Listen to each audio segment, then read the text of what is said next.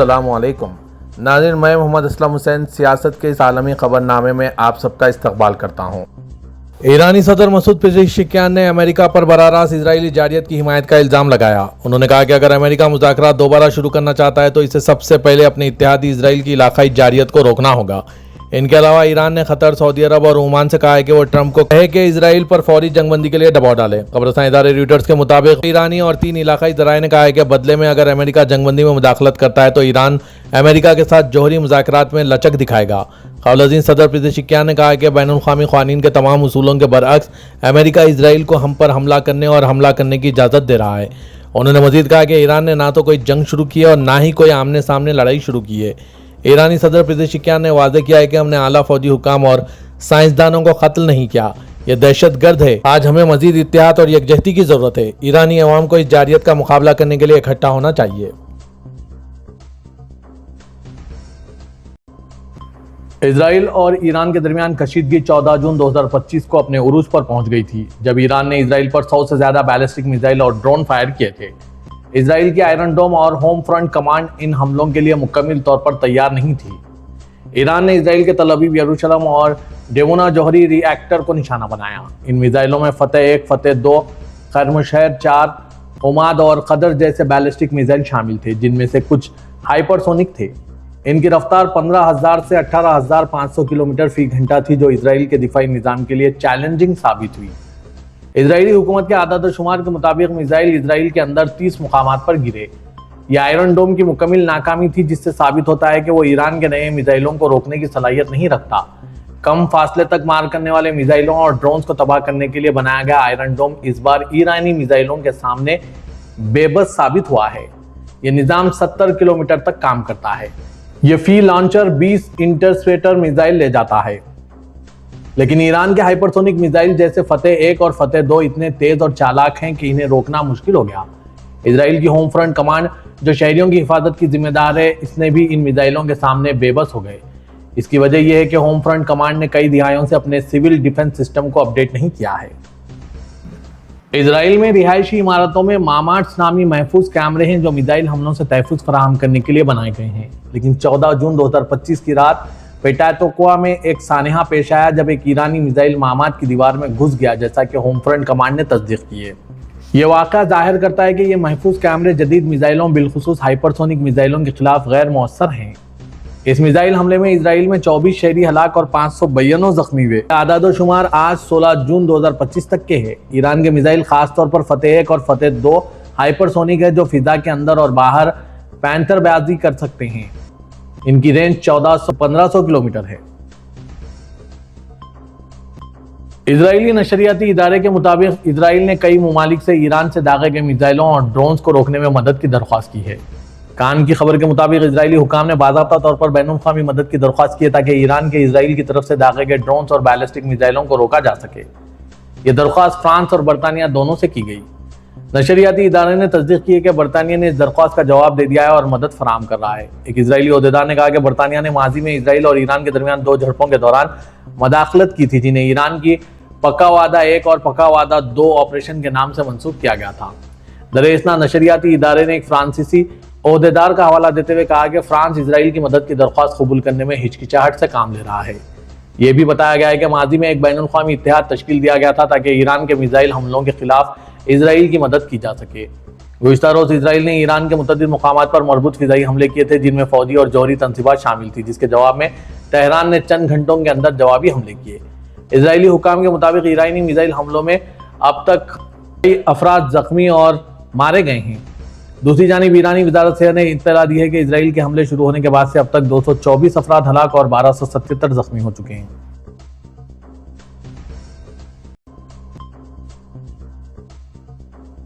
ایک قدیم اراضیاتی تاریخ کی بدولت ہے کہ تقریباً نصف عالمی تیل اور گیس کے ذخائر خلیج عرب کے پانیوں کے نیچے یا اس کے آس پاس موجود ہیں، اور یہ کہ دنیا تک پہنچنے والا تیل کا بڑا حصہ اس تنگ سمندری راستے سے گزرتا ہے جس کا نام آبنائے ہرمز ہے۔ گزشتہ روز اسرائیلی وزیراعظم بنیامین نتنیاہو نے دنیا کو بتایا کہ اسرائیل کا ایران پر پہلے دن کا حملہ اپنے دفاع کے لیے کیا گیا تھا، جس کا مقصد اس کے جوہری پروگرام میں خلل ڈالنا تھا۔ آج اسرائیل نے اپنی آبادی پر میزائل اور ڈرون حملوں کے جواب میں جوہری تنصیبات، بیلسٹک میزائل فیکٹریوں اور فوجی کمانڈروں سے اپنے اہداف کو تیل کی تنصیبات تک وسیع کر دیا تھا۔ نیتن یاہو نے ویڈیو بیان میں کہا کہ ہم آیت اللہ کی حکومت کے ہر مقام پر اور ہر ہدف کو نشانہ بنائیں گے اور جو کچھ انہوں نے اب تک محسوس کیا ہے اس کے مقابلے میں آنے والے دنوں میں زیادہ ہوگا۔ اسرائیل نے تنازع کو مزید بڑھا دیا جس کے ممکنہ طور پر تیل اور گیس پیدا کرنے والی تمام خلیجی ریاستوں طویل مدت میں خطے اور پوری دنیا کی معیشتوں کے لیے ممکنہ طور پر اثرات مرتب ہو سکتے ہیں۔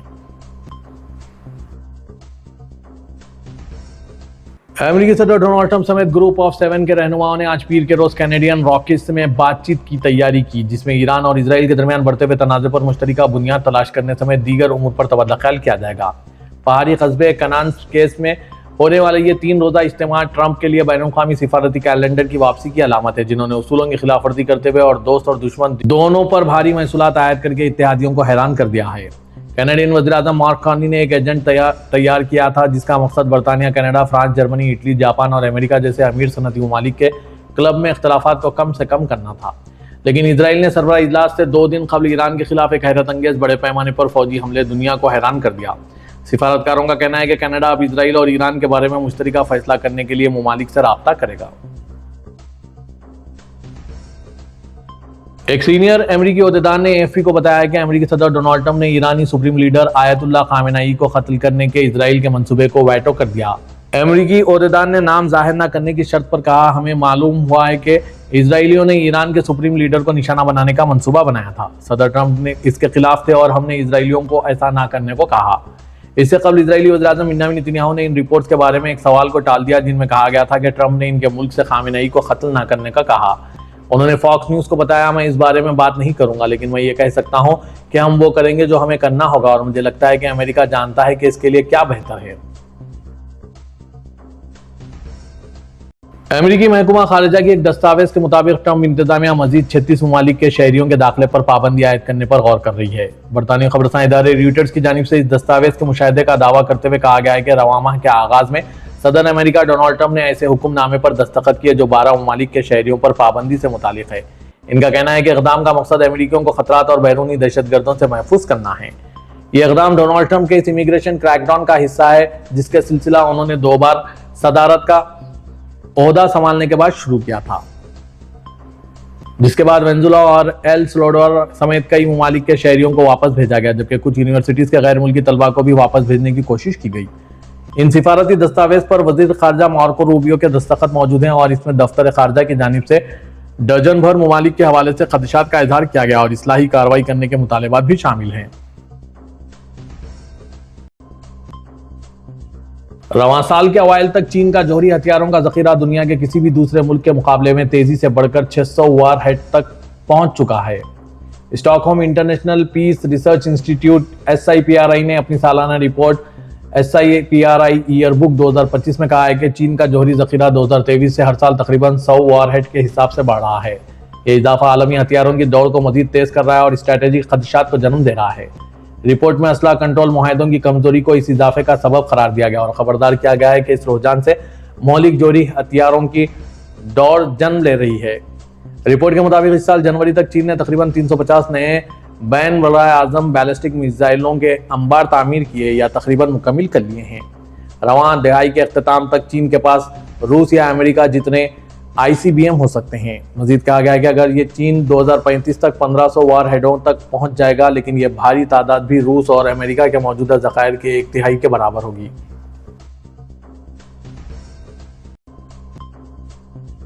عمان کے سلطان ہاشم بن طارق نے آج پیر کے روز ایرانی صدر مسعود پزشکیان کے ساتھ ٹیلی فونک گفتگو کی، جس میں انہوں نے اسرائیلی فضائی حملوں کے ایرانی متاثرین کے لیے تعزیت کا اظہار کیا اور تازہ ترین صورتحال پر تبادلہ خیال کیا۔ سلطان ہاشم نے اسرائیلی حملوں سے بنیادی ڈھانچے اور دیگر تنصیبات کو پہنچے نقصان کی مذمت کرتے ہوئے زخمی ایرانی شہریوں کی جلد صحت یابی کے لیے دعا کی۔ عمان نیوز ایجنسی کے مطابق انہوں نے دونوں فریقوں کی جانب سے کشیدگی میں کمی لانے کی ضرورت پر زور دیا اور جاری تنازع کو مزید بگڑنے سے روکنے کے لیے بات چیت اور مذاکرات کا مطالبہ کیا۔ انہوں نے بحران کو حل کرنے، اس کی شدت کو روکنے اور معمولات زندگی بحال کرنے کے لیے منصفانہ تصفیہ قائم کرنے کے لیے سفارتی کوششوں کو کارکرد کرنے کے لیے عمانی حکومت کے عزم کا اعادہ کیا۔ ONA نے مزید کہا کہ پزشکیان نے کہا کہ اگرچہ ان کا ملک اسرائیلی جارحیت کا سامنا کر رہا ہے، لیکن وہ بات چیت اور مذاکرات کے ذریعے سفارتی حل کی حمایت کرتے ہیں اور بین الاقوامی قانون کی پاسداری اور ایران کی خود مختاری کے احترام کی اہمیت پر زور دیتا ہے۔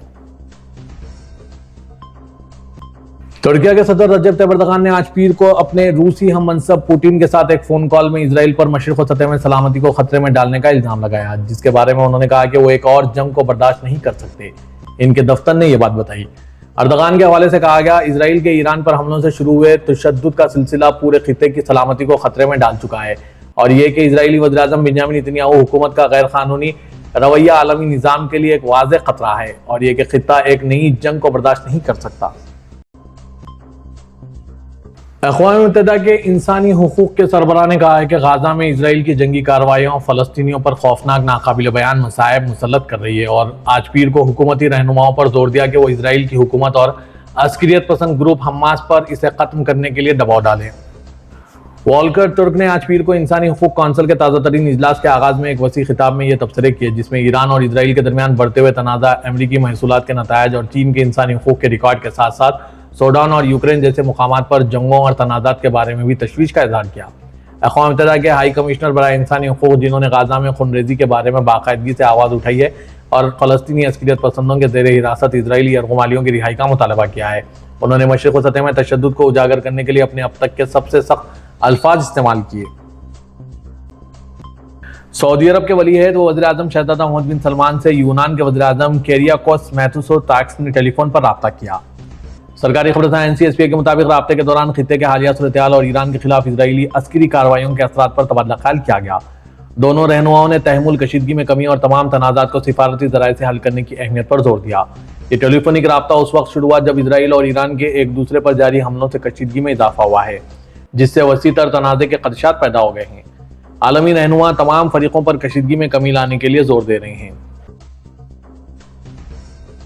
ایرانی حجاج کے محفوظ واپسی کے لیے انہیں اورور ایئرپورٹ پہنچا دیا گیا، جہاں وہ بری راستے سے ایران روانہ ہوں گے۔ سابق ویب سائٹ یہ اقدام ان کوششوں کا حصہ ہے جن کا مقصد حجاج اکرام کی مناسک حج کی ادائیگی کے بعد واپسی کے سفر کو آسان بنانا ہے۔ قابل ذکر ہے کہ نئی اورور سرحدی گزرگاہ اہم ترین زمینی راستوں میں شمار ہوتی ہے جو حجاج اور معتمرین کی نقل و حرکت کی سہولت فراہم کرتی ہے، اور یہ ہر سال مختلف قومیتوں سے تعلق رکھنے والے حجاج کے استقبال اور وداع کے لیے اعلیٰ درجے کی تیاریوں کی حامل ہوتی ہے۔ سعودی وزیر خارجہ شہزادہ فیصل بن فرحان نے آج پیر کو یورپی یونین کی خارجہ پالیسی کی سربراہ کایا کالس اور اٹالوی ہم منصب سے ٹیلی فون پر رابطہ کیا۔ سرکاری خبر رساں NCSPA کے مطابق کایا کالس سے رابطے کے دوران علاقائی صورتحال اور اس حوالے سے کی جانے والی کوششوں پر تبادلہ خیال کیا گیا۔ اعلیٰ وزیر شہزادہ فیصل بن فرحان نے اٹالوی نائب وزیر اعظم اور وزیر خارجہ اینٹونیو تاجانی سے ٹیلی فون پر خطے کی تازہ ترین صورتحال، اس کے علاقائی اور بین الاقوامی اثرات پر بات چیت کی۔ ایران کے اہداف پر اسرائیل کے حالیہ حملوں اور تہران کی جوابی کارروائی کے اثرات پر نمٹنے کے لیے جاری سفارتی کوششوں کا جائزہ لیا۔ سعودی محکمہ ٹریفک نے متعدد خلاف ورزیوں پر مختلف شہروں سے 3757 موٹر سائیکلیں ضبط کی۔ سابق ویب سائٹ کے مطابق 8 جون 2025 سے 14 جون 2025 تک مختلف شہروں سے موٹر سائیکلیں ضبط ہوئی ہے۔ محکمہ ٹریفک نے کہا ہے کہ سب سے زیادہ موٹر سائیکلیں ریاض ریجن میں ضبط ہوئی ہے، جن کی تعداد 2024 ہے۔ دوسرے نمبر پر جدہ ہے، جہاں سے 577 موٹر سائیکلیں ضبط کی گئی۔ محکمہ ٹریفک نے کہا ہے کہ مکہ مکرمہ میں 307، مدینہ منورہ میں 520، مشرق ریجن میں 89، طائف میں 45 اور عسیر میں 70 موٹر سائیکلیں ضبط کی گئی۔